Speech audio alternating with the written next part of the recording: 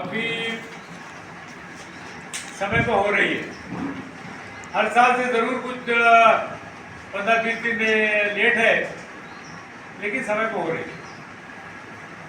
और एक ये जो एक बीमारी है, ये साल भर आंदोलन करना लेकिन वार्षिक सभा या अहवाल इस समय पर नहीं देना, ये बीमारी से कम से कम औरंगाबाद के साथी मुक्त हैं।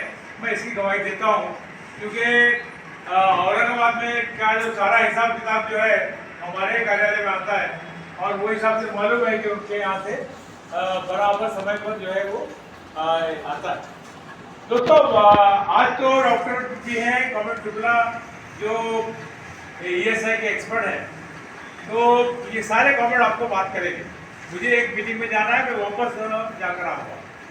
दोस्तों, 2-3 काम हम लोग कर रहे हैं। एक काम है कि सारे यूनियन के लोगों को इकट्ठा करके, ये सरकार ने जो कामगार विरोधी जो आज कायदे लाए हैं, उसका विरोध करना। 20 मई तय हुई थी, लेकिन वो 20 मई का जो है पहलगाम का मुद्दा आने के बाद उसको आगे बढ़ा गया, और 9 मई है, 9 जुलाई है। इस वास्ते सबसे ये कर्तव्य, सबसे जिम्मेदारी है कि आप सब लोगों ने वो जो 9 जुलाई को हड़ताल है, उसको कामयाब करना हमारी जिम्मेदारी है, और ये आपका एक फर्ज है, ये समझना चाहिए। दूसरी बात है कि कल हमने एक नया अनुभव देखा।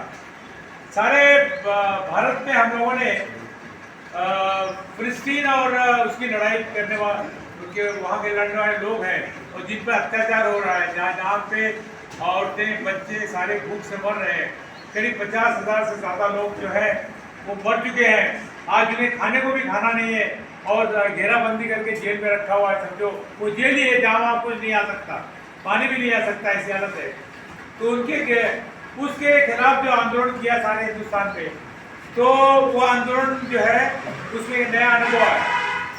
कहीं पर परमिशन दिया गया, और बॉम्बे के अंदर जो है क्या किया गया, बॉम्बे के अंदर जो है वो उन्होंने जितने कार्यकर्ता थे वो सब कार्यकर्ताओं को घर में ही पुलिस भेजकर उनको डिटेक्ट किया। ये कभी होता नहीं है, ये कोई ऐसा इशू नहीं है कि इसमें हमेशा ये हो, लेकिन ये आपको पता है कि सरकार नई कायदा लाने जा रही है, और जन सुरक्षा कायदा लाने जा रही है, और वो जन सुरक्षा में सारे लोगों के अधिकार उसमें जाने वाले हैं। तो जहाँ मजदूर विरोधी कायदा जो है, और दूसरा है जन सुरक्षा कायदा, ये भी बताता है कि आपको जो है संघर्ष करने का अधिकार नहीं है। ये बात जो है वो बताते हैं, और कल लोगों ने अनुभव किया। हम लोगों ने भी वो उस पर जो है एक मोर्चा निकाला, पुलिस ने हमें लॉकअप में भेजा, सब कुछ हुआ। लेकिन एक बात की ध्यान रखो कि उन्होंने शुरुआत की है कि आपको आंदोलन करने का हक ही नहीं है, ये उन्होंने शुरुआत की है। इसका मतलब ये जो है वो जन सुरक्षा कायदा जो है, वो जन सुरक्षा कायदा जो है लागू कर रहे हैं, उसका विरोध करना भी हम सबको जरूरी है। तीसरी बात है कि CI2 जो है वो सब यूनियन को साथ में लेके चल रही है, सब यूनियन को इकट्ठा कर रही है, और कामगार संगठन कृषि समिति के प्रमुख जो है गवर्नमेंट DL कराड़। तो आपको पता है कि हम लोगों ने काफी बहुत अच्छा काम किया है। एक आंदोलन किया छोटा, हम कोर्ट में गए, नासिक वर्कर्स यूनियन, मुंबई श्रमिक संघ, ये सारी यूनियन जो है कोर्ट में गए, और उसमें बताया कि जो नियम है, नियम ये है कि किमान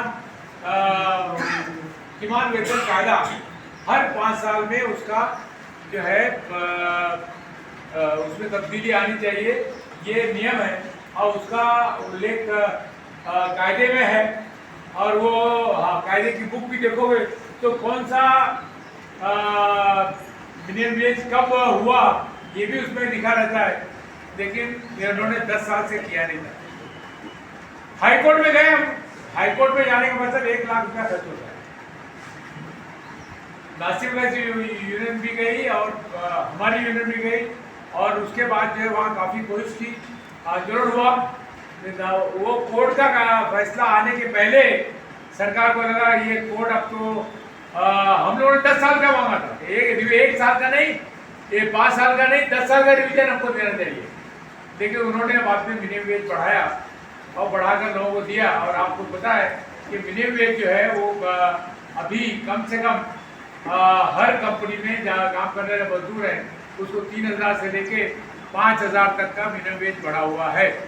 और जो हमारी जो मांगनी है कि 26,000 रुपये वेतन मिलना चाहिए, उस मांगे की तरफ एक तकवा है। रबर धंधे का मैं देखता हूँ तो रबर धंधे में आज मिनिमम वेज जो है वो करीब 20,000 पहुँचा है। और वो आगे चल के और उसके अंदर जो अलाउंसेस के वगैरह हम लोग जो एग्रीमेंट से करते हैं वो मिलाकर करीब जो है 23-24,000 रुपये तक पहुँच गया है। तो इस वास्ते ये एक कमाई है, एक के लिए नहीं है। जो यूनिट में है उनके लिए भी है, जो यूनिट में नहीं है उनके लिए भी है। सारे लोगों के लिए, मजदूर वर्ग की भलाई के लिए काम किया है ये मिनिमम वेज का। दूसरा कमेंट शुक्ला आए हैं, आप उनकी बात सुने। इनकी अगुवाई में हम सब गए थे लेबर का यहाँ पर ESI के कार्यालय में।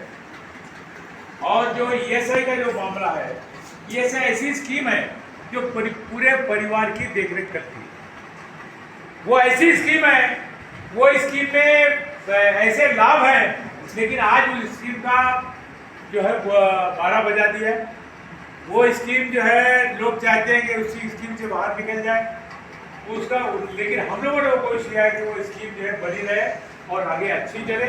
और उसके लिए एक बड़ी मीटिंग हुई, सारे यूनियन के लोग आए और वहाँ पर जो कमिश्नर है उनसे बातचीत हुई, डायरेक्टर से बातचीत हुई और उन्होंने माना कि हम उसको दुरुस्त करेंगे।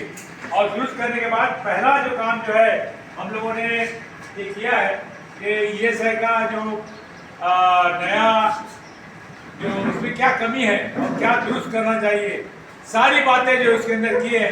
तो सिर्फ बोल वचन नहीं, हम एक विषय लेके कामगार संगठन स्वीकृति समिति के आधार पर और उसमें सीटू सबसे आगे है और ये लेकर हम लोग काम कर रहे हैं और हर जगह कहीं ना कोई परिवर्तन तो होगा ही। दोस्तों ये जो चीज़ें हैं आने वाले दिनों में बहुत से इश्यूज आने वाले हैं। और आज की जो सरकार है, ये सरकार नहीं चाहती कि, सरकार का क्या कहना है, फिक्स टर्म एम्प्लॉयमेंट में रहो। किसी ने बोला ना मैं लगा था तो 10,000 पगार थी, 12,000 थी, आज 40,000 है। अब उनका कहना है अभी आप परमानेंट हो, ये बात भूल जाओ कि आपके बच्चे परमानेंट हो, फिक्स टर्म एम्प्लॉयमेंट। और आपके बच्चे गाली देंगे आपको और कहेंगे कि बाप ने क्या किया था, खुद तो परमानेंट रहा और हमारे लिए ऐसा कायदा बना के गया। कायदा बना रही सरकार, लेकिन वो बोलेंगे कि ऐसा कायदा बनाया कि जिसमें हम जिंदगी भर जो है वो जो कभी परमानेंट नहीं होंगे, मिनिमम वेज नहीं मिलेगा आपको,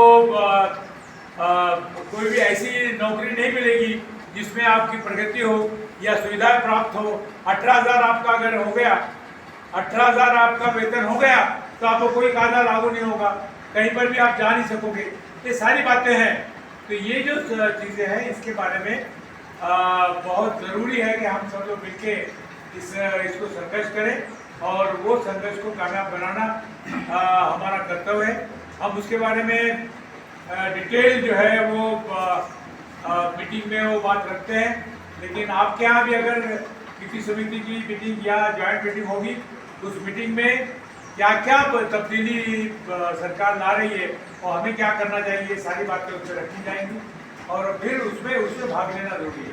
गवर्नमेंट ने बताया कि मेरी हड़ताल हुई, हमने एग्रीमेंट के लिए किया था, लोगों ने साथ नहीं दिया, देना चाहिए था, कोई बात नहीं, उनका कहना कुछ गलत नहीं है। हम लोग भी 4-4 महीना हड़ताल करते हैं और लोगों ने राशन बांट कर हमारा जो है मनोबल बढ़ाया था। मगर ये बात भी है कि हमने आंदोलन भी किए थे, हमने शिवसेना से भी टक्कर ली थी, हमने 4-4 महीना, आज 28 पुलिस केस भी हम पर हुए थे, ये सारे हुए थे। तो जो है इस ढंग से यूनियन में काम करते समय ये जो है जो ये कमेंट संस्कृति हमेशा बोलते थे कि संपहा सतीतवान है, संपहा सतीतवान है आणि तो संपर्क गेला तर चटके बसणारच तुम्हाला, ये बात समझो आप। और इसी वजह से दोस्तों आंदोलन में रहकर जो है वो एक बार हम लोगों सबको एक गर्व होना चाहिए। मैं 81 साल का हूँ, हाँ, मेरे 10 ऑपरेशन हुए, पैर में 5, सर में से लेके हार्ट का लेके सारे ऑपरेशन हुए, मगर कभी किसी से आज भी किसी काम में पीछे नहीं हो। क्यों नहीं हो? कि मजदूरों का विश्वास है, कभी विश्वासघात नहीं किया है, जिंदगी भर उनके लिए काम किया है, घर के लोगों ने पूरा साथ दिया है। और जो है आज भी मजदूर जो है जो जहाँ भी गांव में भी जाते हैं रिटायर होकर, तो वो वहाँ से फोन करते हैं और याद करते हैं कमर अहमद भाई कैसे हो। तो मैं आपको इतना ही कहता हूँ, यही अपनी कमाई है। तो दोस्तों आप सबसे कहना है, आपका एक्सपीरियंस है, वो एक्सपीरियंस लेके बाकी जगह पर आप काम करो, बाकी नए मजदूरों में काम करो। हम नए मजदूरों में कॉन्ट्रैक्ट और वर्कर और परमानेंट वर्कर की एक योजना बनाने का हम लोग काम कर रहे हैं। हमने कई जगह पे किया है, मांडू सीएट में किया है, नासिक में किया है, अलग अलग जगह पे किया है। वो हमको करना चाहिए, तब जाके अपनी मेंबरशिप बढ़ेगी। एक डर है, आप जो प्रस्तावना देखो, प्रस्तावना में क्या लिखा हुआ है, बैक साइड में आप चले जाओगे तो आपके तीसरे साल 2 साल के बाद आपको साल भर का खर्चा रहेगा नहीं। आखिर मेरे को 8,000 बचेंगे, 8 लाख बचेंगे खर्चा। साल में कम से कम 15 लाख रुपया होता है और बचेगा 8 लाख रुपया। मतलब 1 साल के बाद क्या यूनिट बंद कर देना है क्या? इसी वजह से दोस्तों ये जो अपना काम हो गया, जाने दो यूनियन में क्या होता है। देखो ऐसा नहीं है, सब लोगों ने मिलजुल कर यूनियन की प्रगति के लिए काम करना चाहिए। और वो ये जो बैलेंस शीट जो रखा है उसको ध्यान में लेकर आप काम कीजिए। मैं उम्मीद है कि आप जो आपको ऐसी बातें सुनाई देंगी जो ज़रूर आप उसके बारे में इंटरेस्ट होंगे। तो कमेंट अभय शुक्ला आपको मदद इसके बारे में ये सेगमेंट बताएंगे। और कमेंट अपने लीडर कमेंट डियर कराट को तो आपको सारी हिंदुस्तान के प्रश्नों पर आपको ले जाएंगे। और अब जरूर जो है आपकी जो ये है मीटिंग एक कामयाब होगी और एक अच्छे कार्यकर्ता बन के आप आगे निकलोगे। यही मेरा आपको संदेश है। एक बार फिर सबको लाल सलाम, धन्यवाद।